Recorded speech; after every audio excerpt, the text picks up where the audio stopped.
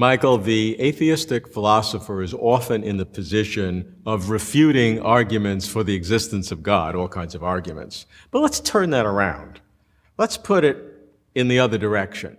Do you have affirmative arguments for why atheism is a more legitimate worldview? Yes, I think there are a number of arguments. There are four that I think are quite interesting.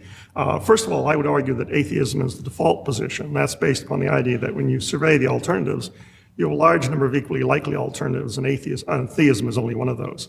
A second argument focuses upon the sorts of minds that we're acquainted with, right? And I think there's good evidence that in the case of human beings and other animals, the mind is the brain, there's no immaterial substance, right? And so there's an argument from that to the conclusion it's unlikely that God exists. A third argument, the one I think is most important, is the argument from evil, which focuses upon suffering and deaths of innocent people in the world and argues that the existence of God is unlikely. And then finally, there's another argument, which in a way is a version of the argument from evil, but it's a specialized version. And it's an argument from the hiddenness of God. And it says basically that the existence of God is much less evident than it could be.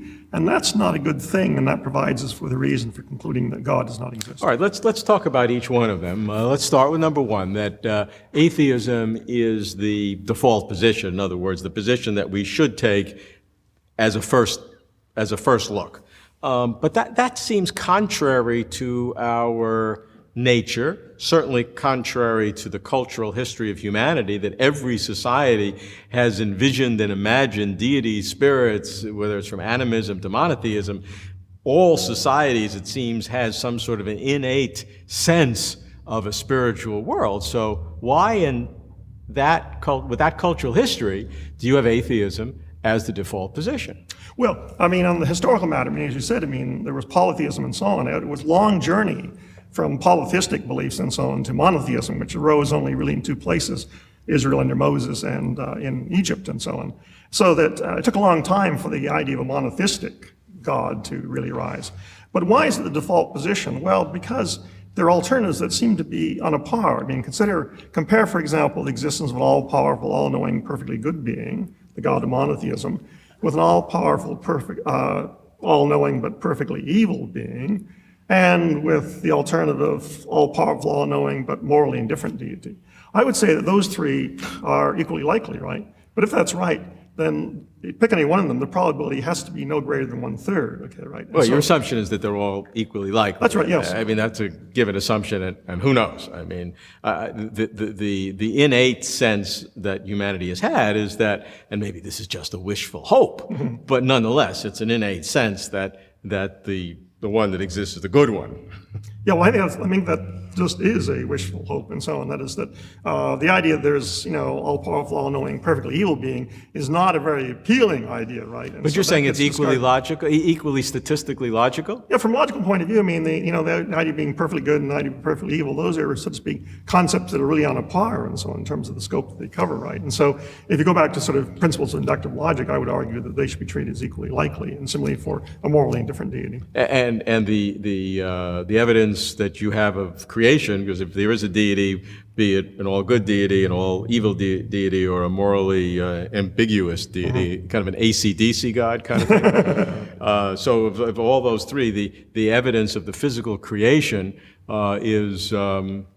comes down where? Well, I think it comes down in terms of morally indifferent deity. That is, if there's an omnipotent, omniscient one, I mean, you look at the world, it's very mixed. A number of great things, a number of very good things, a number of very bad things, and very bad actions, and so on. And so that it seems to me both the idea of perfectly good deity and perfectly evil deity are really very problematic. And you should think that there's a deity who doesn't really care about good and evil. Or that deity has a very complex and rich understanding, far beyond our understanding of what this complex amalgam of good and evil is and what an end result is.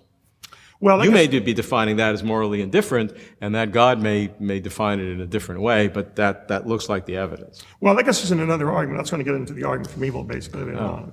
Okay, so that's argument number one. Argument number two is that the only kind of minds that we know, consciousness, humans mainly, maybe animal, are embodied within brains.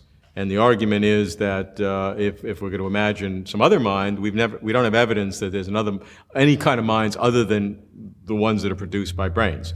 You're not arguing that it's impossible to have a disembodied mind. I mean, we certainly all imagine that. That's certainly a logical possibility, and some people, believe it through spiritism or parapsychology or, a religious belief or all sorts of things. I mean, there's a lot of anecdotal evidence that all may be worthless, but you can't just dismiss the fact that there can't be a disembodied mind.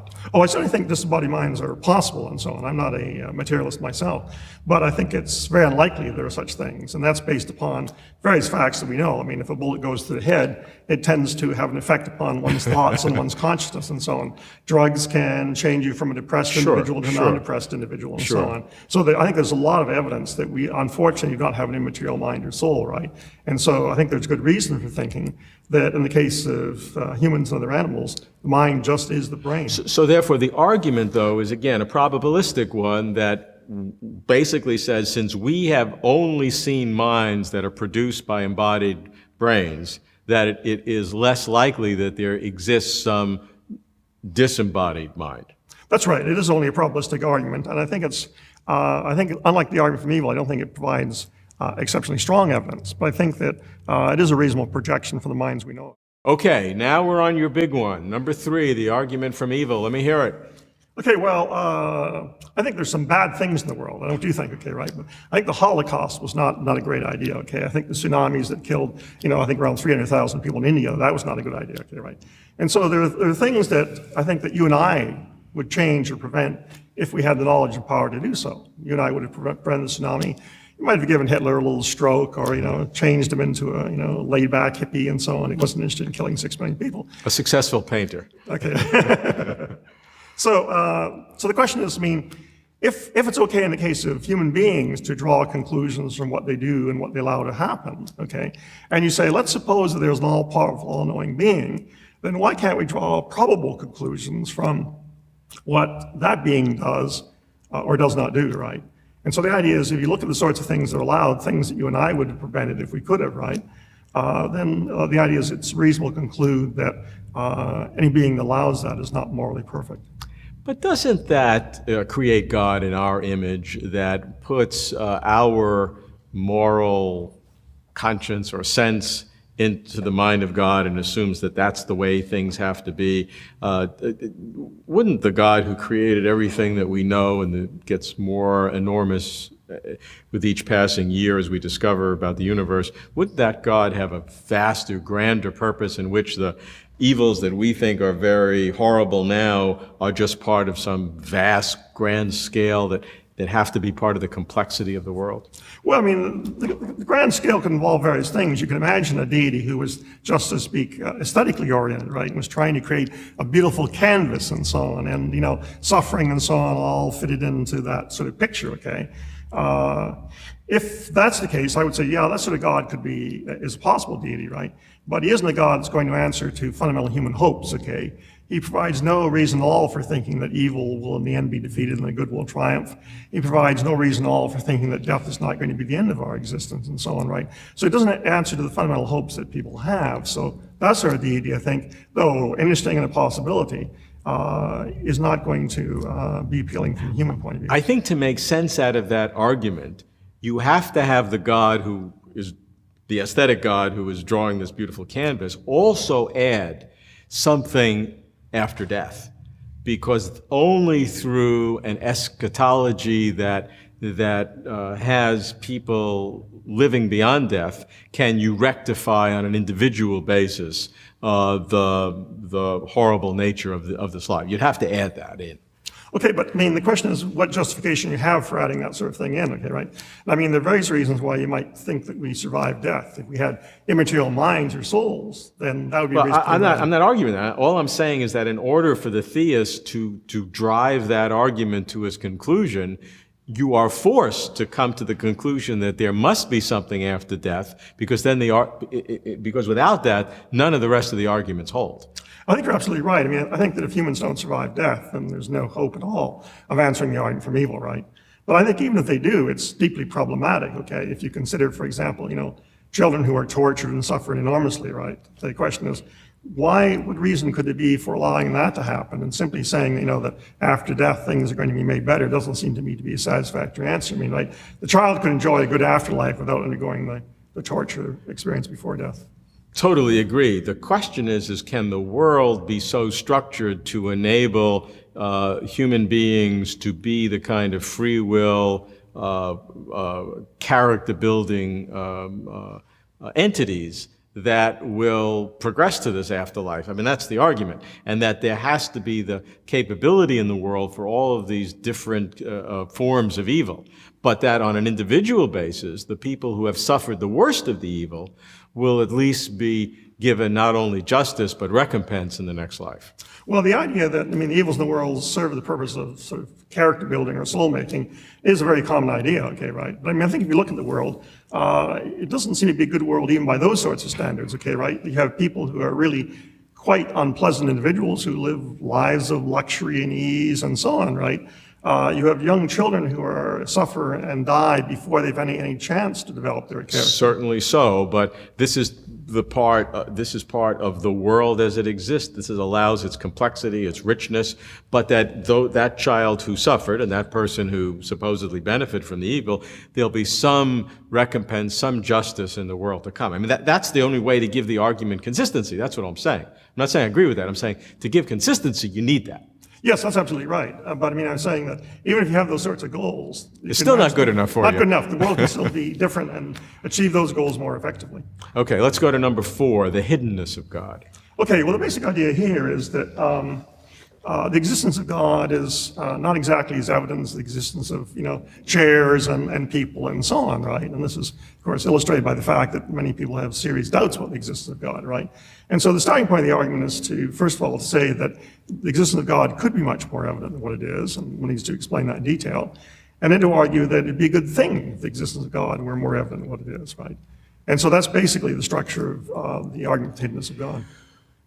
But wouldn't that create a very rote, mechanistic society where God was so prevalent and so certain that everybody would have the same happy smile on their face? Maybe in some ultimate world, that's the way it'll be.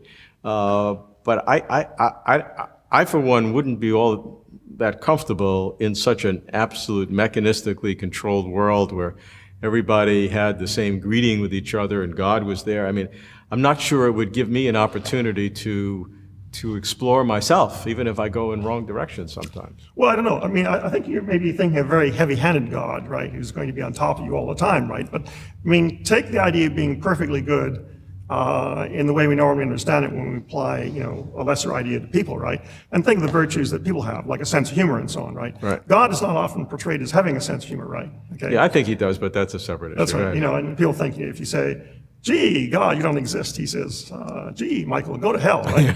Okay. God could have a sense of humor, right? And not be offended by those sorts of things, right? Be heavy-handed, right? And so, God might say to you, I don't think that's a good thing for you to be doing. I think you should reconsider the life of the following sorts of things and so on, right? If you said, well, my plan is actually to kill a large number of people, he would say, well, now, I'm afraid that's not something you're going to get away with, okay, right? But I think there'd be tremendous scope for individuality, and people could develop or not develop in various ways, okay? So you could have a possible world in which God was much more evident, everybody knows, but not heavy-handed, so that would be your kind of God, if it existed, would operate that kind of world, as opposed to a world where the existence of God was very problematic, because you're a smart guy, I respect you very much, and you don't believe in God. And so, from my point of view, is that your fault or God's fault? Your point is that that's God's fault. He could have made himself less hidden to where you have nothing against God. You, I think, probably like to have a God so you could live forever and all that sort of stuff. That's right, yeah. Look, a lot of people, there's a book on the hiddenness argument, okay, and a lot of people in the book argue, in effect, that people intentionally blind themselves, okay, intentionally turn themselves in the face of God and so on. I think what's going on here is the idea that if there's a God, we'll know that there's a moral law and so on that's enforced, right? And so there's certain things we will not get away with, right?